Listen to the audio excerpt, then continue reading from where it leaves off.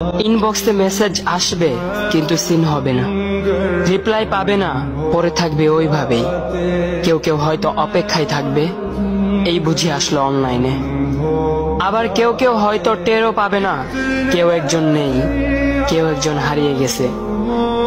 হঠাৎ একটা সময় কারোর হয়তো মনে পড়বে, কে জানি আর নেই। কষ্ট করে নামটা সার্চ করবে, পুরনো ভিডিওগুলো দেখবে আর ভাববে হুট করে কোথায় চলে গেল।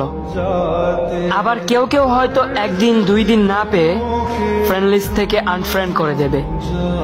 যখন আমি থাকবো না তখন আমার স্মৃতি কারোর মনে পড়বে, হয়তো পড়বে আবার হয়তো পড়বে না। তবে হারাতে হবে, হারাতে হয়, হারিয়ে যাওয়াই নিয়ম। পার্থক্য একটাই, কেউ আয়োজন করে হারায় আর কেউ হুট করে হারায়। আমি না হয় হুট করে হারিয়ে যাব।